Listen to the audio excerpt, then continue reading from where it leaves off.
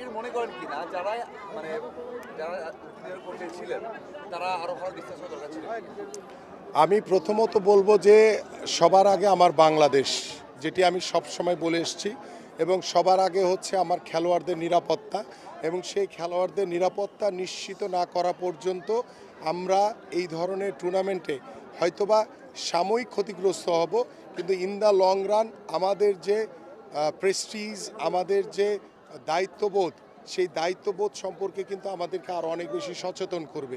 এবং আমরা বিশ্বাস করি যে ভারতীয় ক্রিকেট বোর্ড, সেটি বাংলাদেশের ক্রিকেট বোর্ডের সাথে কিংবা আমাদের বাংলাদেশ ক্রিকেট বোর্ড ভারতীয় ক্রিকেট বোর্ড এবং আইসিসির সাথে কথা বলে এটাকে একটা ভালো সিদ্ধান্তর পর্যায়ে নিয়ে আসতে পারত।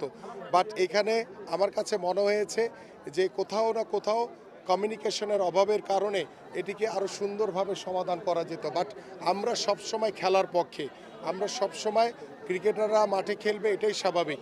একটি আন্তর্জাতিক বিশ্বকাপের মতো টুর্নামেন্ট যখন বাংলাদেশ দল দীর্ঘদিন ধরে বিশ্বকাপ ক্রিকেট খেলছে এবং বাংলাদেশ ক্রিকেট বিশ্বে অত্যন্ত মর্যাদাশীল একটি অবস্থায় রয়েছে, সেইখানে কার ল্যাকিংসের কারণে এবং কেন এই ধরনের কমিউনিকেশনের অভাবে আমরা এই ক্রিকেট থেকে আমরা দূরে সরে আসছি বা কেন আমরা খেলতে যেতে পারছি না, এটাকে যেহেতু আমরা সবার আগে আমাদের নিরাপত্তার কথা বলেছি, সবার আগে আমার বাংলাদেশের কথা বলেছি, সেটাকে প্রায়োরিটি রেখে আমরা এটাকে হয়তোবা কোনোভাবে সমাধান করার সুযোগ ছিল কিনা সে বিষয়টি আমাদের মনে খতিয়ে দেখা দরকার।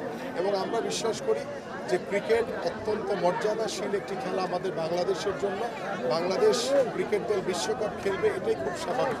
কিন্তু যেহেতু একটি নিরাপত্তার ইস্যু রয়েছে এখানে, আমাদের সবার আগে বাংলাদেশের ইস্যু রয়েছে, সেই জায়গা থেকে আমরা আমাদের জায়গা ধরে রেখে আমরা এই ক্রিকেট বিশ্বকাপে খেলতে যাচ্ছি না।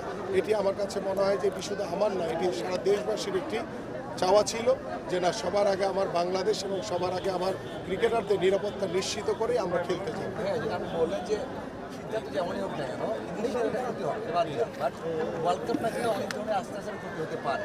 ওয়ার্ল্ড কাপ থাকলে আইসিসি হোক, অন্য বোর্ডগুলো হোক, কিন্তু স্কটল্যান্ড গুরুত্ব দিচ্ছে, আমাদের এই সময় দাঁড়িয়ে চলে যাবে, রেডিও চলে যাবে, এই যে ক্ষতিগুলো পুষিয়ে ওঠে মানে ভালোটা মানে অ্যাডমিনিস্ট্রেশন দরকার বা ভালোভাবে হ্যান্ডেল করা দরকার, এটা পরিস্থিতিটা কীভাবে দেখেন, ম্যানেজমেন্ট হবে?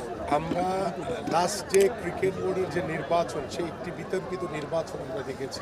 সেখানে আসলে আমি বলতে চাই না, বাট তারপরে কথা প্রসঙ্গে চলে আসে যে ক্রীড়া উপদেষ্টা যেভাবে সরাসরি ক্রিকেট বোর্ডকে মানে কলঙ্কিত করেছে, ক্রিকেট বোর্ডকে প্রশ্নবিদ্ধ করেছে, আমাদের সেই অনভিজ্ঞ ক্রীড়া উপদেষ্টা সেটা না করলেও পারতেন।